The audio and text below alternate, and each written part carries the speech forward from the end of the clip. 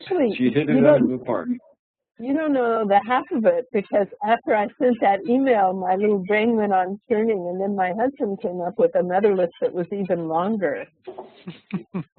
Well, I wonder if there's another pastime or kind of area of focus that has enriched our language as much as baseball has. Do we know? An idiom machine, right? An idiom machine. An idiom machine. Daria, okay, are you ready? Yes, I am. So what is a home run? Home run is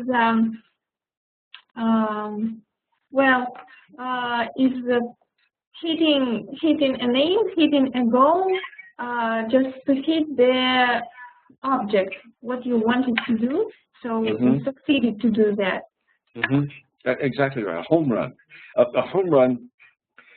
Let's see, who can, how about, you're right, but let's see if we can find a context in which we can do this.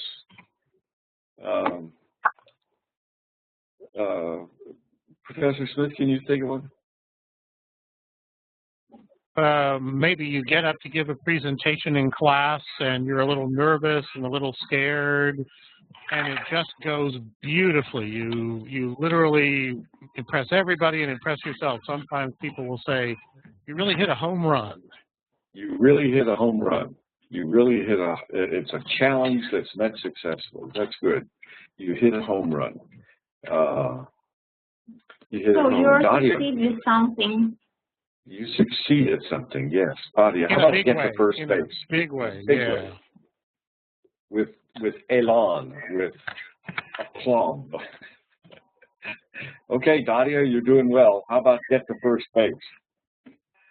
To get to first base with someone or something is to make a major advance with someone or something. Like to be to have an initial success, something like that. Get to first base, right?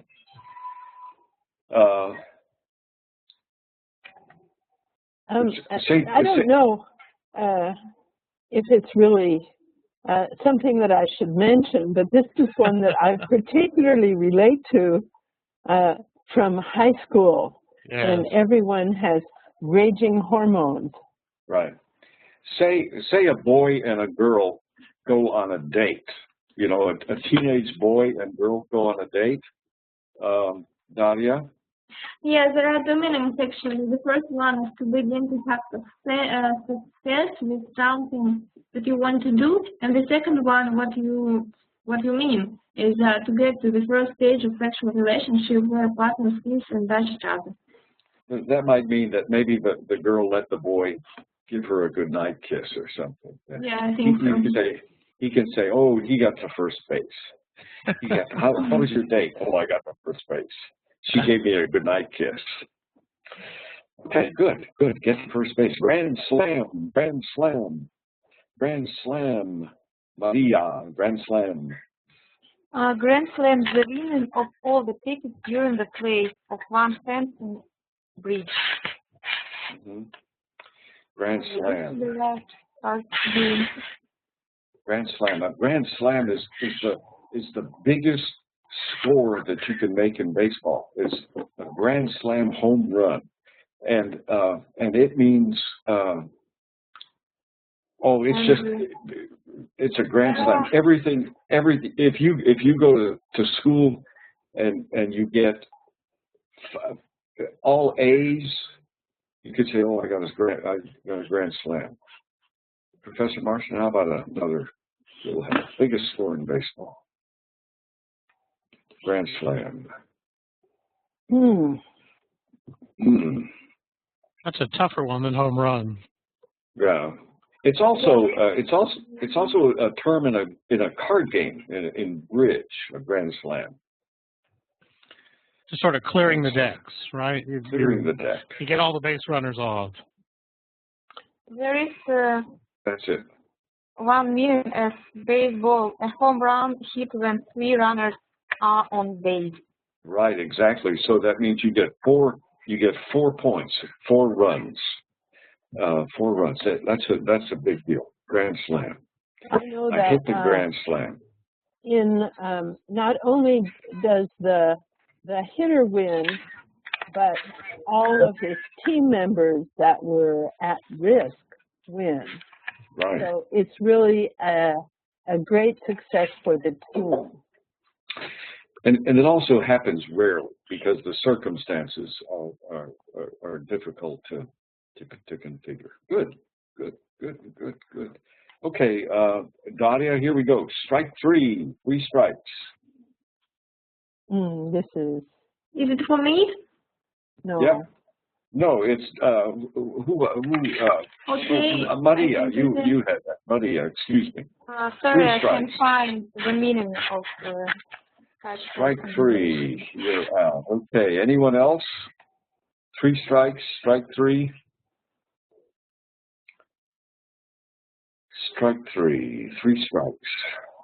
Well, in baseball, when the pitcher throws the ball to the batter, the batter, if the batter misses the ball 3 times when he should have hit the ball, either by just standing there or by swinging and missing, it's called strike 1, strike 2, strike 3, and strike 3 means you're out. Это всё, no more. Strike 3 is you're out, and 3 strikes applies to a lot of things. It applies to, it means that you get 3 chances to do something, and if you don't do it, you're out. There's no more chances. No more chances. We play the same in bowling here. Right. If I have a student in one of my classrooms that's misbehaving, and I say, okay, do not do that again, and if he misbehaves again, I said, do not do it again. That's 2 strikes.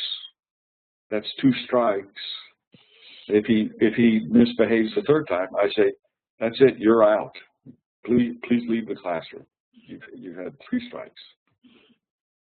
3 strikes, 3 chances. This has an important legal meaning as well.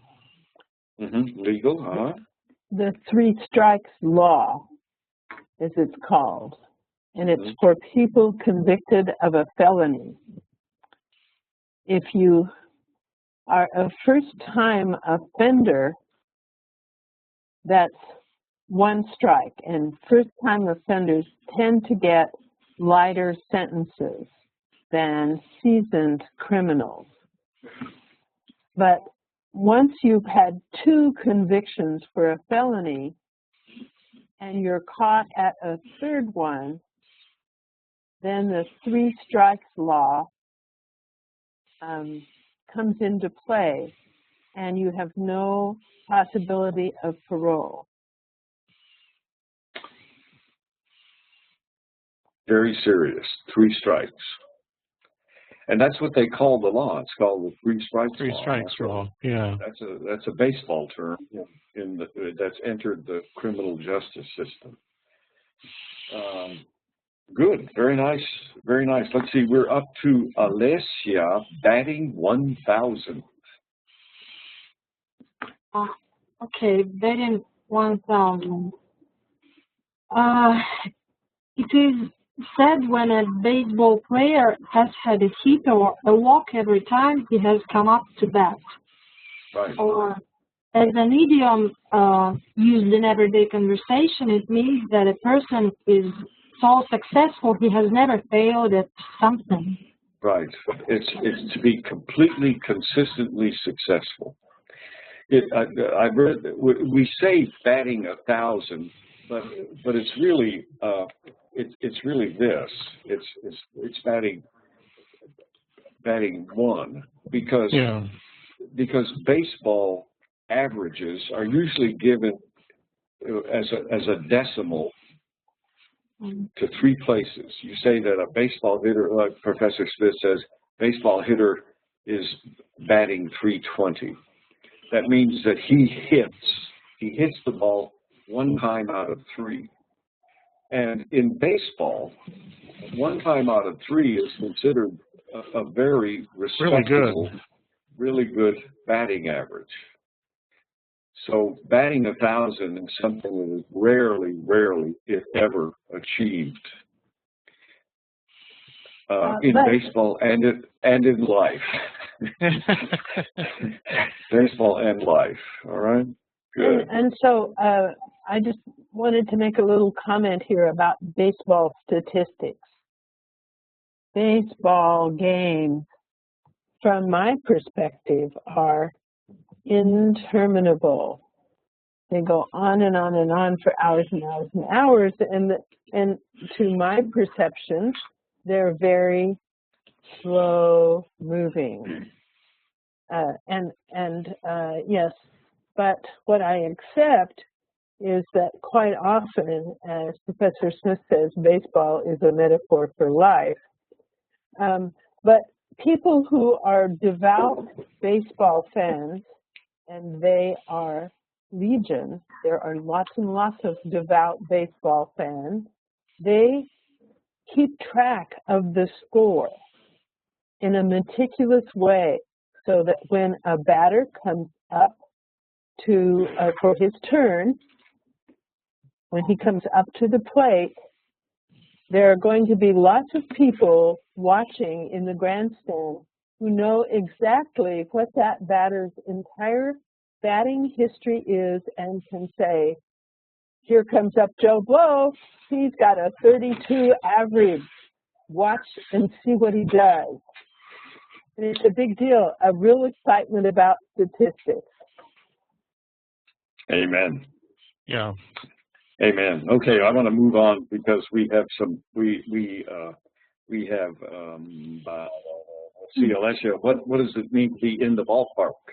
Well, the ballpark means the stadium, and in the ballpark as an idiom means that something is close to the adequate or required value. Mm-hmm. Right, ballpark. You know, well, that. Your answer, Alessia, is in the ballpark. Yeah. Your answer is in the ballpark. That's good. Very good. Okay, let's see, Katya. How about Bush League and Big Leagues? What do these mean? Bush League and Big League. Bush League is a league of teams that do not belong to a major league. Mm-hmm. And Big League is the most important league in any sport. Right, Big Leagues. And you say, you're in the big leagues now. You know, we're doing online language instruction. That's the big leagues. That's big leagues. Big leagues. Major leagues. So why is it called the Bush League? Is it because they didn't have stadiums and there might be like hedges or bushes that define like a home run? Why? I wonder what the origin of that is. I don't know. Why? Do you know? Is that a rhetorical question or a? Yeah. I don't know. I don't know either. Bush League. The Bush League. League.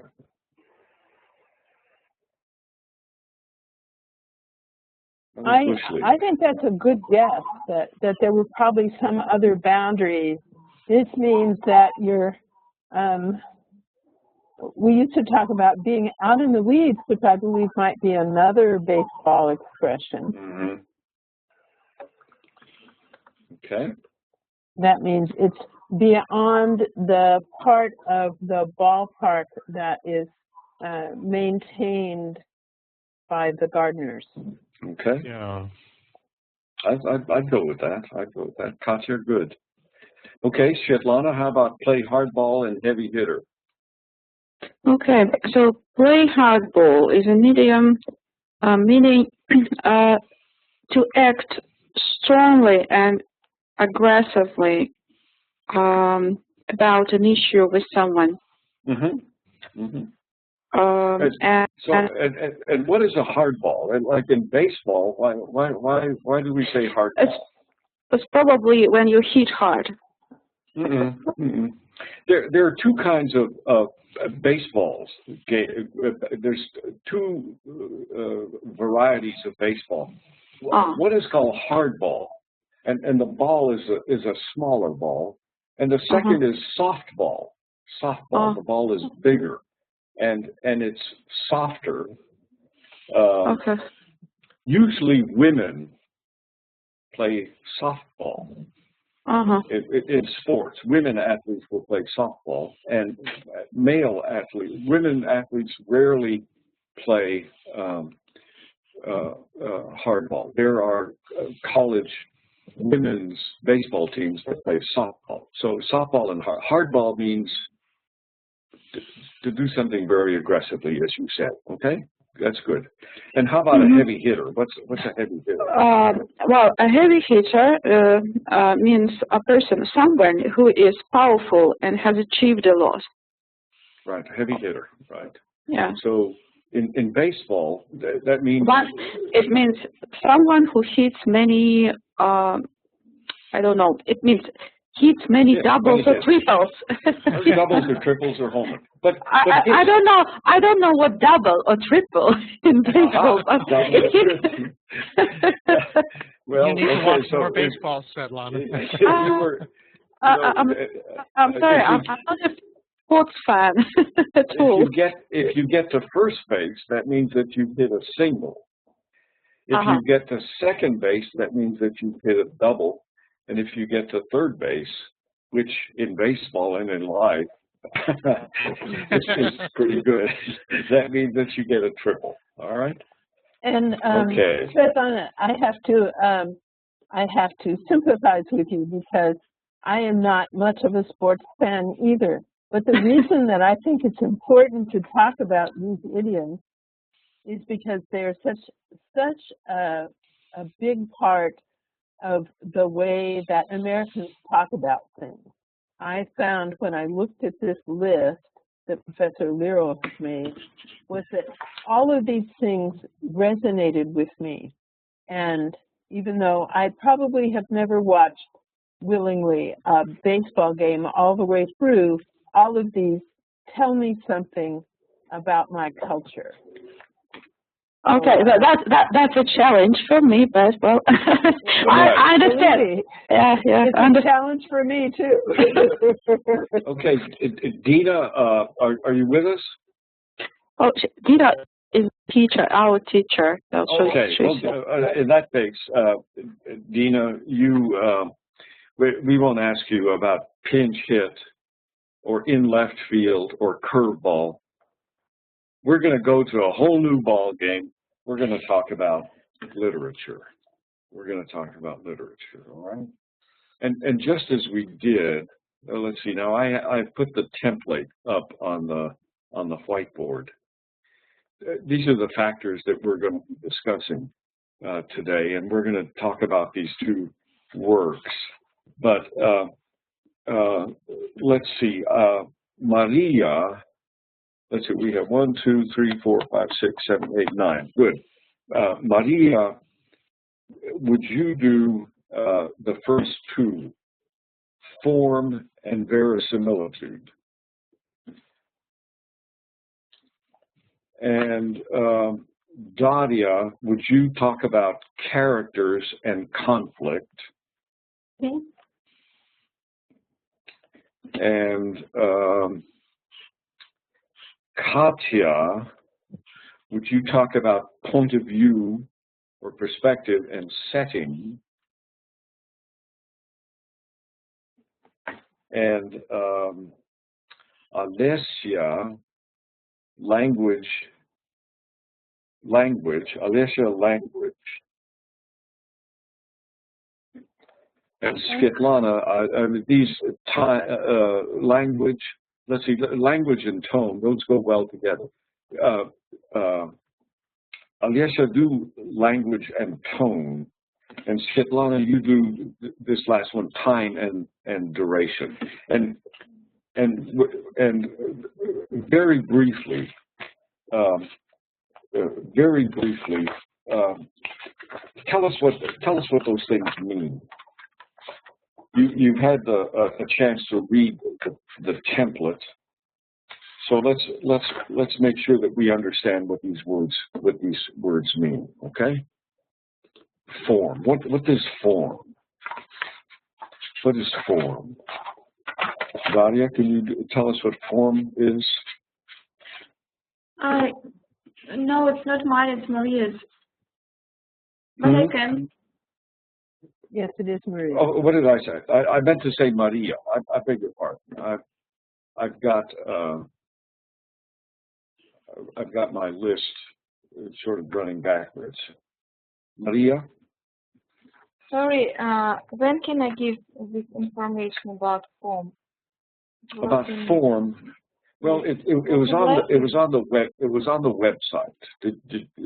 On the Webelang. Big long paper. Okay.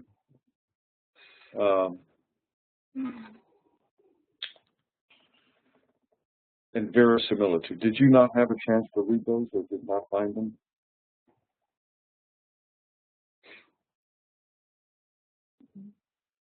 No. Well, I'll do form. I'll do form. Form is a kind of structural issue, and it has to do with how is the text divided? Are there chapters or scenes or themes or movement? What structurally? What does the text look like? Is it the same at the end as it is at the beginning? That sort of thing, right? Usually, with longer text, with a novel or something, you have chapters, or with a poem, you have stanzas, that kind of thing, right? Verisimilitude. Verisimilitude. This is a wonderful word. A very wonderful word. What does this mean, Maria? Can you guess? Yes, it's the appearance of symbols of trust. I found such meaning of noun. Okay. Anyone else want to comment on that? Verisimilitude. Anyone else want to comment on what that means? Something that merely seems to be true or real, such as a double true statement. Yeah, I mean, is it conceivably true that this could happen? Can you imagine this story existing in real life? In real life. All right. Okay, Daria. When we talk about characters, what do we mean? Yes, about characters.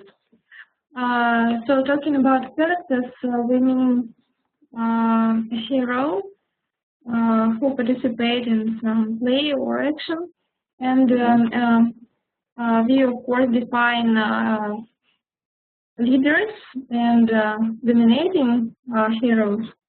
And also we talk about their appearance and the physical appearance, and characters of the characters. If I can say so. Characters are characters. That's a. And we talk about their special features, if their characters flat or it has just only a single dimension. Then we think about participation of the narrator himself in the poem or whatever, and then we think about the author if he reveals the characters to the readers, and if he imposes his own views or just proposes to the readers to think to themselves about the characters. And then we think about the character if he's static or dynamic. What does that mean? It means does the character change during the course of the story? Yes, if he is dynamic, then he changes from the beginning to the end of his character or behavior or relationship with the environment, other people. Okay, very good, very good. Conflict. And what about conflict? Conflict supposes some relationship of the character with the external nature, with the environment again. So it could be external conflict or internal conflict within a group, a family, town, society, and so on. Yeah, I just, there are, this is what adds a great deal of, this adds tension to the story, tension to the work, and makes it, sometimes the conflict is external, but to me, often the more interesting conflicts are the internal conflicts, the internal conflicts, like I'm not Karenina as a person. Boy, this. Would you say that she experienced conflict or not, Daria? Anna Karenina. Sure. Of course, absolutely, and that's what makes the story. That's what makes the story so wonderful. That's what makes the story so wonderful. And Bronsky, did he experience internal conflict? I think there is. No, a lot less. He was a kind of, that didn't trouble him nearly as much as it troubled her. Okay, good. Let's see. We are up to Katya. Katya, are you ready? Okay. Yes. So what about point of view? Point of view, it means who tells the story. So we speak about author here. If he a character of a story, maybe what does he use in this story, monologue, dialogue, and so on and so forth. So information about author, who is he, and what does he tell us? Good. So, who tells the story? Is it the author? Is it the main character? Is it some external observer? This is some external observer.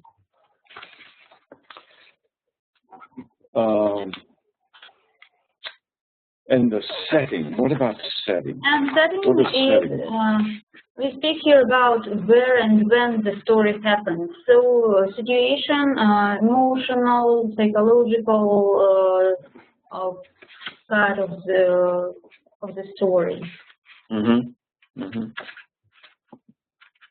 Where does it take place? Where does it take place? Several different places. And sometimes the setting is important to the story, and sometimes it's not important to the story. It's like a canvas on which a painting is made. Sometimes the canvas is important. Often it's not. Maybe the artist wants to exploit the texture of the canvas, for example. Okay, nice, Katya. Good. Let's see, Alessia. How about the language? Well, the language is the most important, I guess. The choice of words, the dialogues, the syntax, and also it includes the rhetorical figures, the irony, the metaphors, and everything. So just the words itself. Okay, the words itself. Would it be significant if the entire story was told in the third person, as opposed to a story that is rich in that has a lot of dialogue in it, a lot of first-person dialogue in it? Do you understand what I'm asking? No, I couldn't. Okay, well, let me give you an example. Say, for example, she told him that she loved him, but he replied by making a joke. She told him that she loved him, and he replied by making a joke. In contrast with, oh, Pete, I love you. You couldn't Pete, possibly mean that. Pete might reply, babe, I love you too. I love your eyes, babe. I love your eyes, babe. I love your eyes. So there, we're expressing we're describing the same scene, same two people, the same exchange of information, but one is in the first person. Oh, Pete, I love you. I love your eyes. She told him that she loved him, and he replied with a joke. Alessia, which do you prefer? The first one, or the first person, or the third person? I do not know. It all depends on author's intentions. He can use both ways, and it can be both. It can be interesting in either way. But of course, in most cases, we prefer the dialogues. Mm-hmm. Good answer. That's a good answer. That's a good answer. Good answer is it all depends. Okay, how about tone? What does this mean? Well, tone, it is how the story is told. The tone can be, well, the ironic or serious or, well, also words, expressions, well, that things. Mm-hmm. Mm-hmm. Okay, good. All right, Svetlana, time and duration. Tell us about that. Well, time in the story passes at its own pace. So sometimes author, well, some moments are dwelled on for a long time, and sometimes there are cuts, interruptions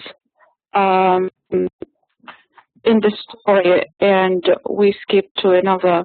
Well, we go back in time. For example, there are flashbacks in this story.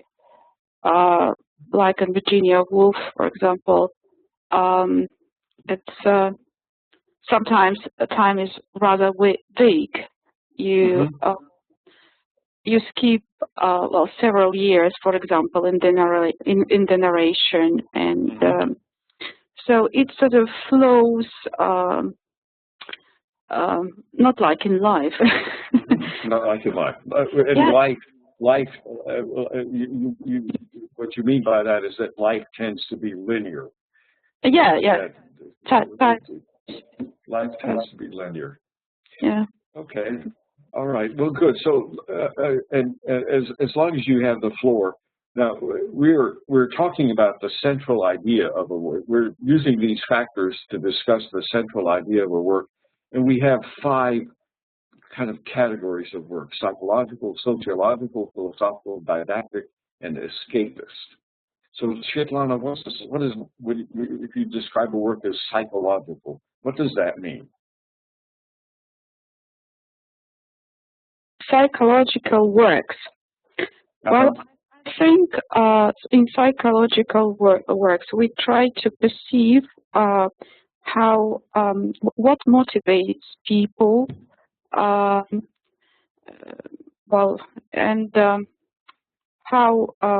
what they feel about something and why they feel this way or that way. Good answer. Maybe that was it. Good answer. Good answer. Good answer. Alessia, what's a sociological book? Well, I guess this is when author tries to explore the social problems in his writings, the problems of society or social roles. Okay, that's the key word, the problems of society. We're talking about, whereas in psychological works, we're probably focusing on an individual. In sociological works, we're looking at a group, some kind of group. It may be a family, it may be a nation, it may be a class, but we're talking about we're looking at the behavior of people in groups. Okay. Daria, how about philosophical works? Philosophical works, right? Mm-hmm. What's that about? So when a work is philosophical, then it puts some questions of maybe existence, of human existence before us, and sometimes it doesn't provide us answers, but sometimes it does. So there are questions like why are we here, or what is life itself, or is life worth living, and so on. So it says about human perception. Good, good. And what about a didactic work? What about a didactic work, Maria? What's a didactic work? What does didactic mean? The central idea of this word combination, I think, connected with teaching. Didactic work. Yes.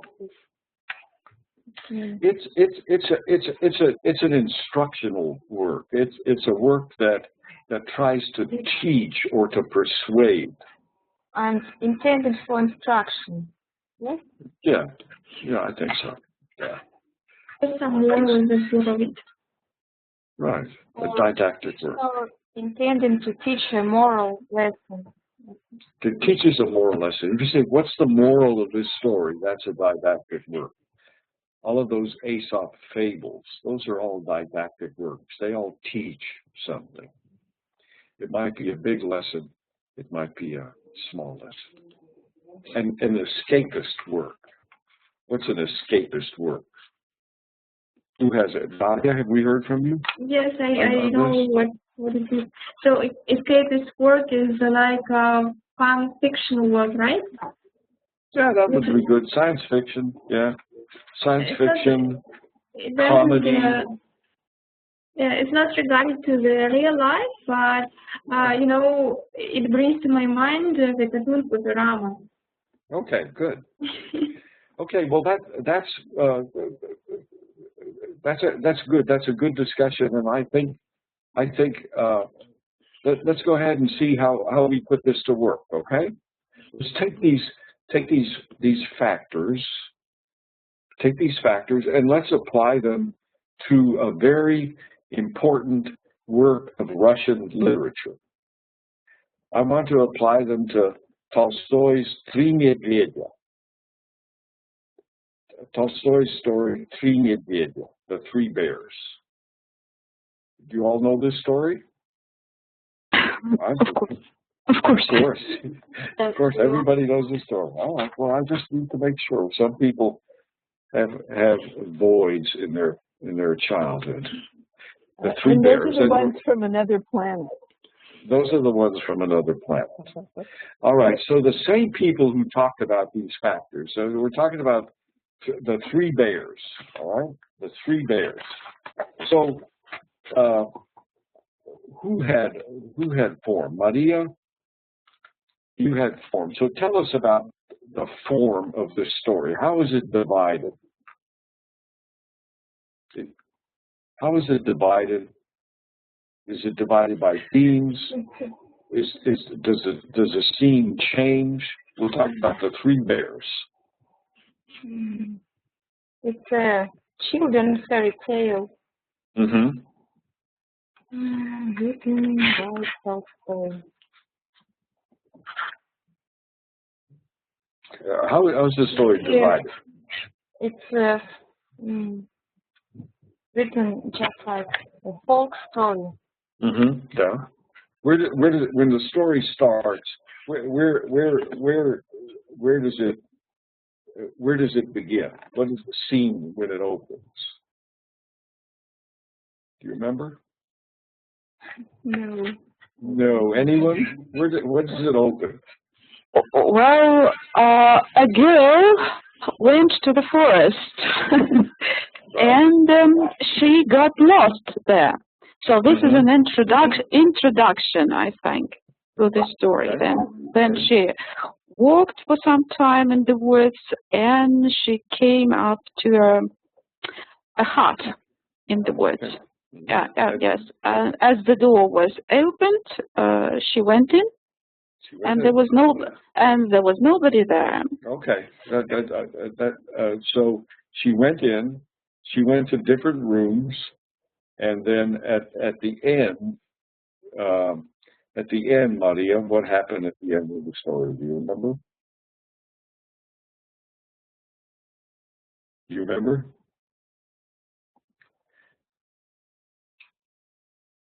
Fled. Anyone else?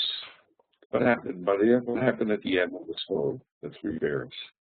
She fled. At the end of the story, the girl managed to escape from the angry bears. Right. Okay. Okay. Thank you, Svetlana. Okay, She just Maria. fled away. How about verisimilitude? Does this story seem real or artificial to you? Could you imagine this happening in real life? I think the story seems not real. I think this story has intellectual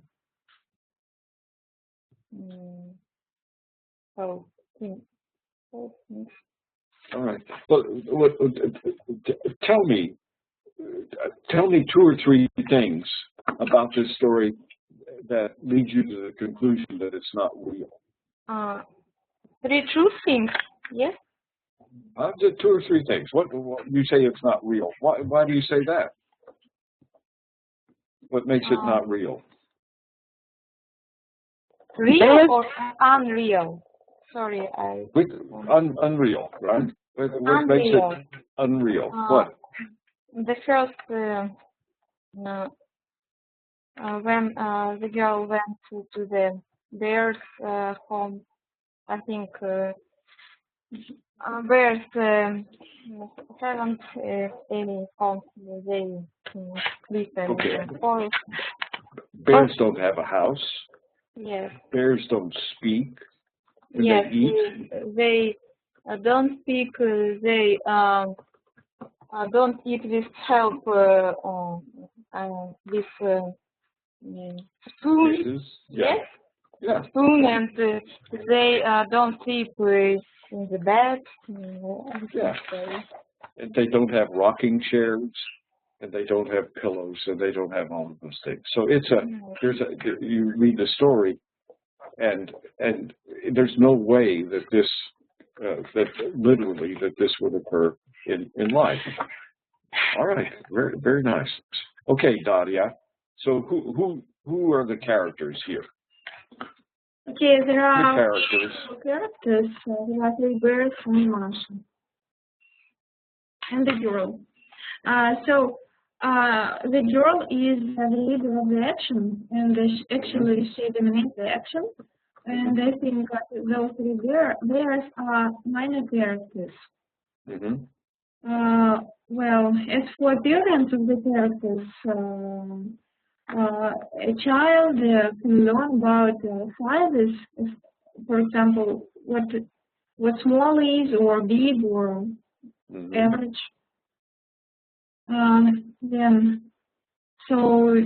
The poem doesn't say anything about their past or present. So we're gonna. This is a different question, but we're talking about the point of view. Now, is this story told by a narrator, or is this story told by one of the characters?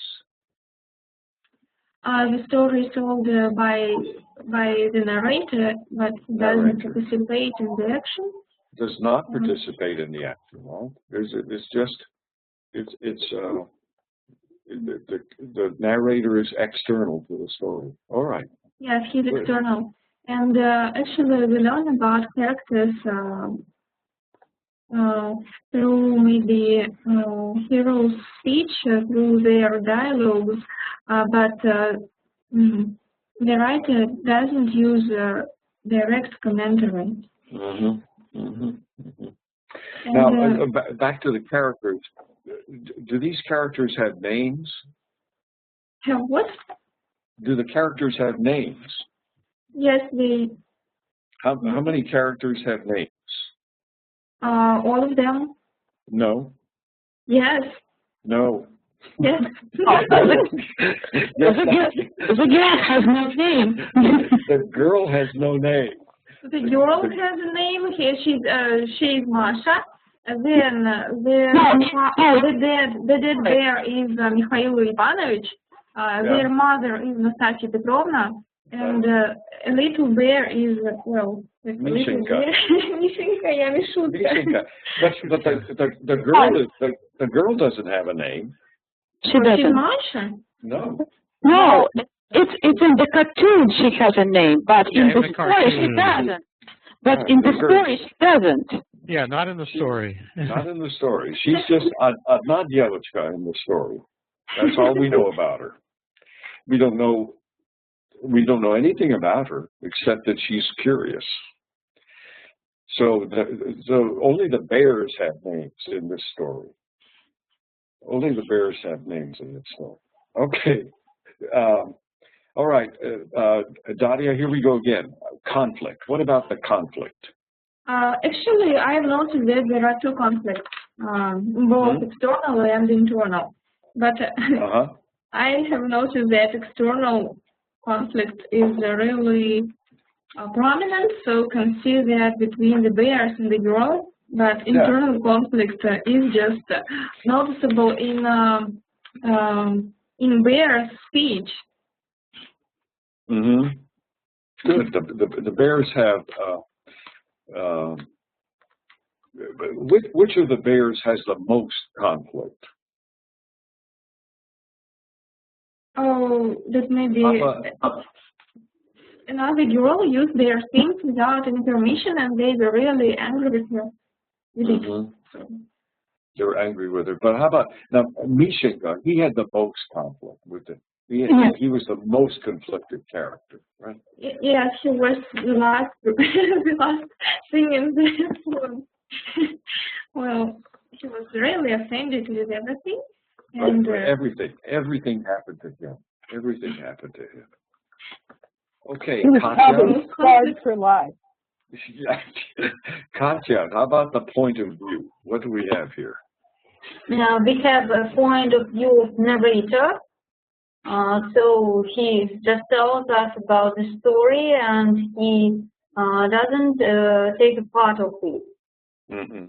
Just speaks.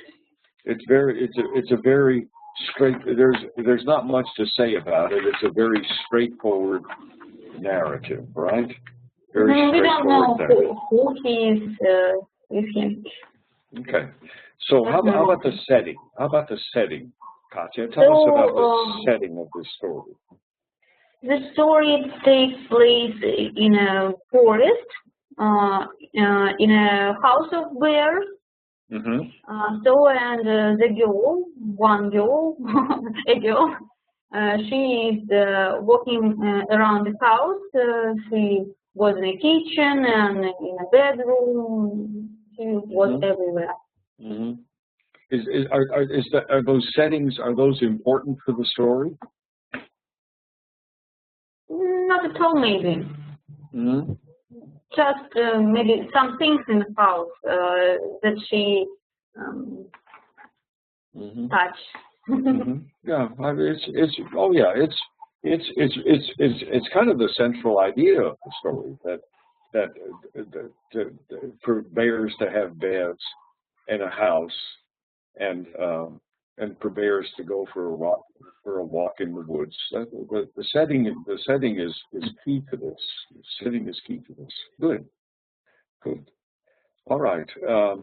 Alessia, how about the language and tone? What about the language and the tone? The language. What about the language? The language is quite simple, it seems to me. You can read the story even if you do not know Russian language very good. And author uses such rhetorical figures as repetition and I guess parallelismo, you can tell. the Kolba language. I couldn't find. Mm-hmm. Who does all the talking in this story? Oh, excuse me. I couldn't hear you. Who does the talking in this story? In this story, who talks? Who talks? Well, all the characters talk. Easy. Not all the characters. The girl doesn't speak. The girl doesn't speak, does she? And she's the only one that you would expect to speak. She was the only one that you would expect to speak. That's a very strange girl. She doesn't have names. She doesn't speak. She doesn't have a name. She doesn't. Poor girl. Very strange. Very strange. Strange character. Yeah, very strange. The girl's an outsider. The girl's an outsider. She's like coming to a different planet. That's good. Now, inside the story, is it? Do you like the language of the story? Yes, it looks like the language in old fairy tales. It imitates old fairy tales. Yeah, the language. You know what I like about this story is that there are a lot of diminutives in this story. There are a lot of the house is not a dome. It's a domik. And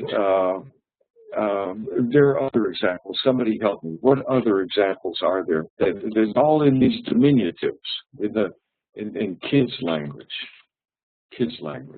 Huh? Even the names of the bears. Mishenka, Padushechka. It's all diminutives. So what did the diminutive? What do you use diminutives in your everyday speech? Oh, we do. Alessia? We do. When we speak to children. When you speak to children, exactly. So the language here and the tone of this thing is crafted so that it has appeal to children. Okay, good. All right, Svetlana, time and duration. Well, it's time. It is that the narrative follows the action at each minute, practically. But we don't know how much time passed between the moment when she fell asleep and when the bears returned. Well, in the rest of the story, the action happens each minute. We witness what is happening as if it was in the movie. Right. Well, but there's this. You're right. There's this lost interval when she's asleep. Yeah, it's easy to follow the narration for children. Way. Sure. Yeah. Sure. Okay. Friends, that's nicely done. And I want to know. Let's agree on what the central idea of this story is. Is this a psychological work, a sociological work, a philosophical work, a didactic work, or an escapist work? A didactic, probably. Didactic. Okay, we have one who says didactic. All right. Anyone else? Definitely didactic. Everybody like didactic? Yeah? Didactic? I do not know what she tries to say. It could be. What can Is it escapist? No. Could it be? No? Okay.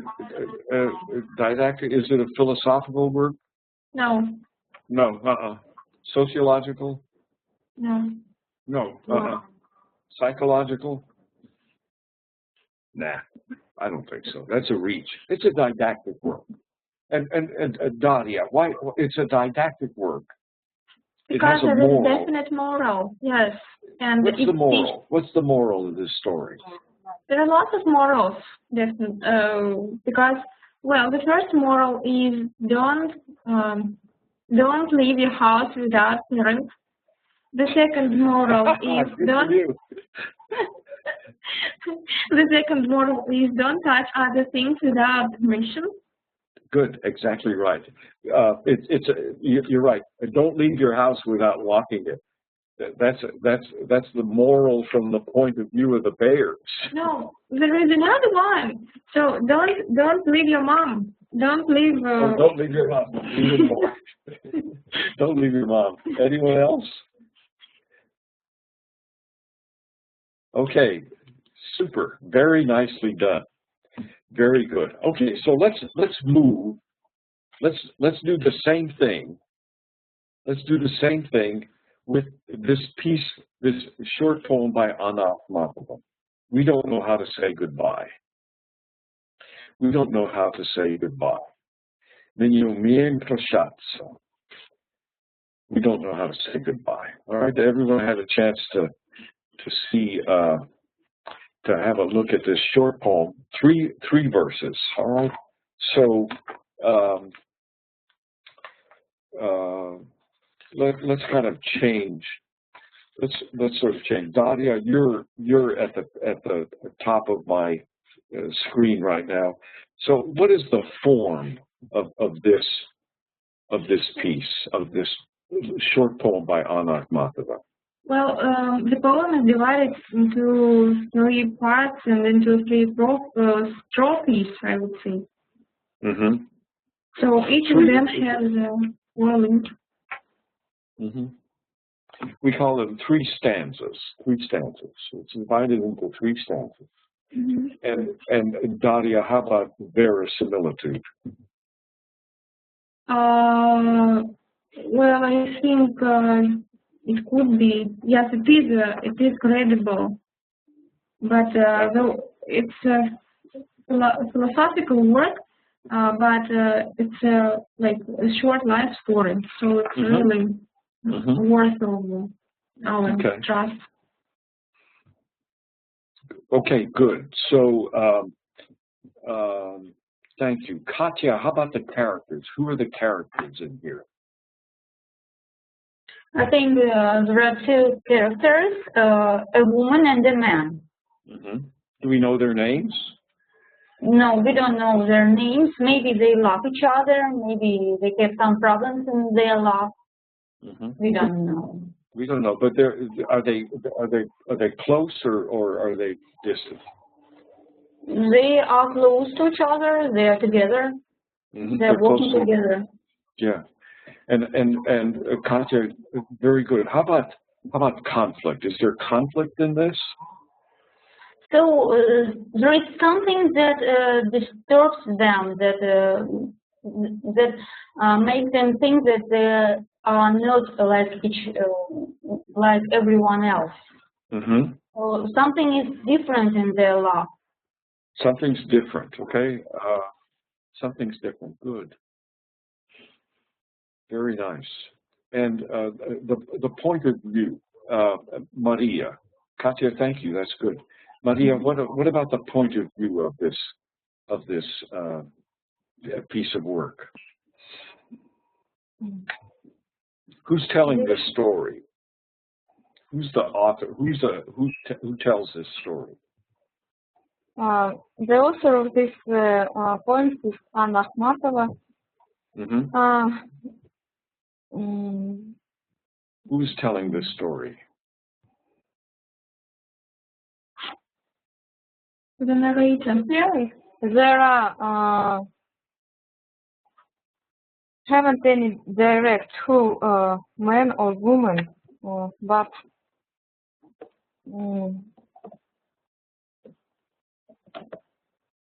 is the man telling the story or the woman? I think it's woman tells the story because it's I think it's about love and about loneliness. Right. I think it's about. I think the woman is telling the story. Doesn't it? In the original, she says, "Tis a doom chief," and the woman would say that. The guy would not say that. So, it's the woman who is telling the story. I think. I think. Does anyone have? I mean, I'm open to another view. Good. Okay. Good. So what about the setting here? What's the setting? Alicia, what's the setting here? Setting. Well, they are. Setting. Where is it taking place? They walk the streets. They visit the church. They walk to the cemetery. Mm-hmm. So this poem takes place in 3 places, huh? In 3 places. 3 places. 3 places. They're walking. And then and then they're in church, and then they're in the cemetery, in the nakladbische, in the cemetery, right?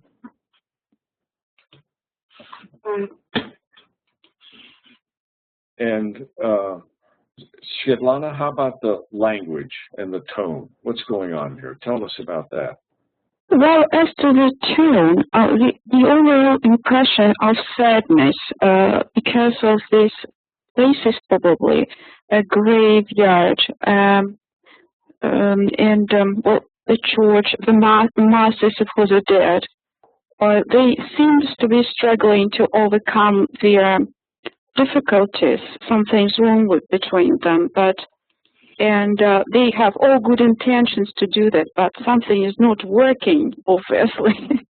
The words also, shadow is moody, I'm your shadow.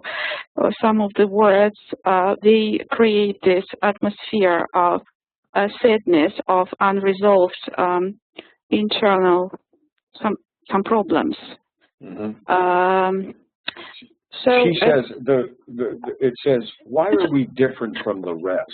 Why are we different? Who are the rest? Who are the rest? You say, what do you mean the rest? Who different from who? Other lovers, probably, other people and their relationships. Their relationships. Yeah, they're something. They are different from the rest of the world. Different from the rest of the world. Well, we'd like to think so. We'd like to think so. We'd like to think that we all have good relationships. Good.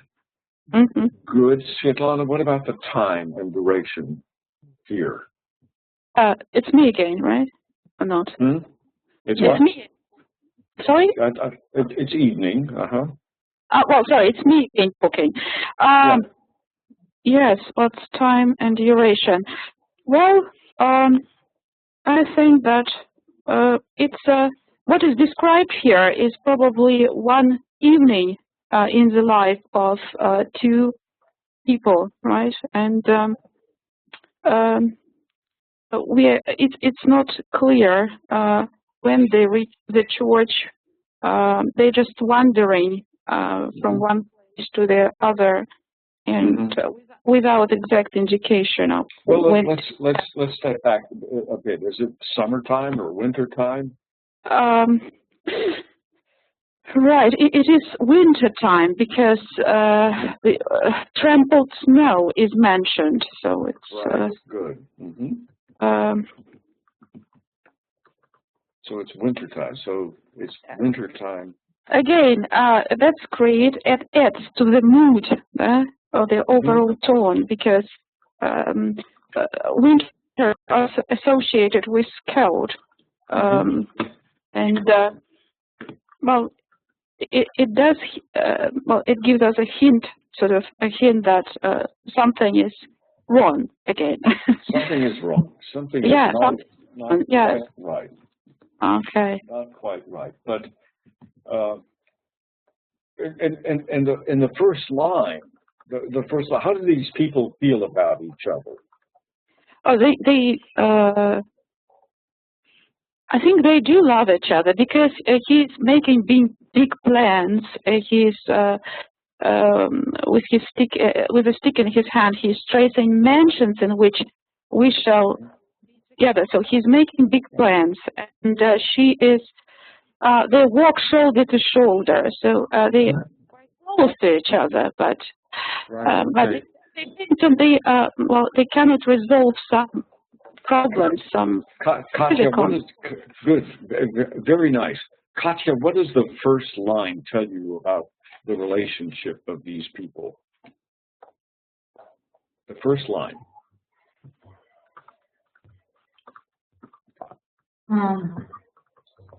Know how to say goodbye. We don't know how to say goodbye, so maybe they should say goodbye, but they can't. And they should go home. Everyone has their own home, maybe, but they don't have a home for to be together in it. So, and they draw some places to be together. Do you think they're married to? Do you think they're married to each other, or are they? I think they are not married to each other. Maybe they are married. They have their partners. Maybe they don't love. He doesn't love her wife, and she doesn't love his. She doesn't love her husband. They love each other, but they can't be together. Good. Nice. All right. So let's go back to the beginning. What kind of work is this? Psychological, sociological, philosophical, didactic, escapist. What kind of work do we have here? Seems to be psychological to me. Psychological. We have one vote for psychological. Sociological? No, I don't think so. Philosophical. Philosophical? Why would you say that? Why? Because it puts many questions, but it doesn't answer them. Okay. All right. And actually, as for me, I don't agree with the. It asks some questions here. It's not instructive, I don't think, and it's certainly not escapist. Certainly not escapist. Can I ask something about the first line? I don't agree actually with the. You don't? Well, what do you think about the first line? The first line. Well, as for me, I think another way. I think maybe the woman is not satisfied with their relationship, and maybe she wants to give it up. But she realizes they should get apart, but maybe they got used to each other, and they just can't really give up their relationship. And they are planning different pensions. So you think maybe she doesn't love him anymore, but she doesn't know how to dump him? Yes, she doesn't love him. No. Well, no. No. Okay. Why would she make them plans, and why would she walk shoulder to shoulder with him? Yes, I know it's. It's not her. It's not her. He did the plans, but not her. So maybe he sees her. Go ahead. Excuse me. No. Excuse me too. I think she wants to leave him, but she's maybe afraid to say. She wants to leave him. Well, why doesn't she say "Я не умею прощаться"? Why doesn't she say "Я не умею прощаться"? Maybe she does. She realizes that he can't make out your opinion, and she's afraid to tell him. Okay. Well, I don't know. I like this poem. It's You do. I like the images of it very much. Baptisms, marriages, masses for the dead. Listen, when you say baptisms, marriages, masses for the dead, what those are church services. What do those sketch? What is that an image of? Baptism, marriage, masses for the dead. These stages in any human's life, in any person's life, probably. The birth, yes, then finding a partner for life, and then, well, the ending, right? So that's how life passes for most of us. It's an image of a life lived for most of us. Exactly right.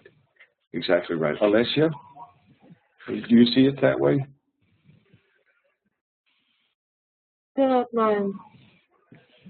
Birth, marriage, death. Birth, marriage, death. Professor Lira? Yes, sir. Before we leave this poem, I would love that one of our Russians read it so that Professor Marston can hear the wonderful music of this poem. Thank you. I would like that too. Okay, good. Somebody who loves this poem ought to read it. Someone who loves it. Someone who loves the poem.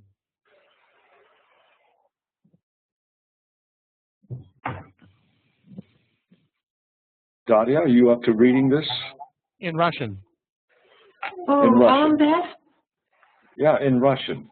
In Russian, so Professor Marston can hear the wonderful tone and language and rhythm and music of this poem. Okay, I'll try my best to follow the right tone.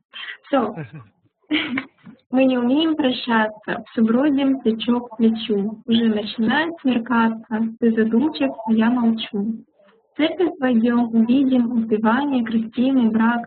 И взглянув друг на друга, выйдем, отчего все у нас не так. Или сядем на снег примятый, на кладбище легко вдохнем, и ты палкой очертишь палаты, где мы будем всегда вдвоем. Very nice. Thank you. Very nice. Very nice. Well, I think friends, that's our meeting for today. Next week we will apply this same principled analysis to a short story, the story of an hour, which was written by a woman named Kate Chopin in 1894, and I think that you'll enjoy it. It's a very unusual story, and we will post the assignment on Webelang sometime toward the end of this week. Are there any final comments from anyone? Final observations?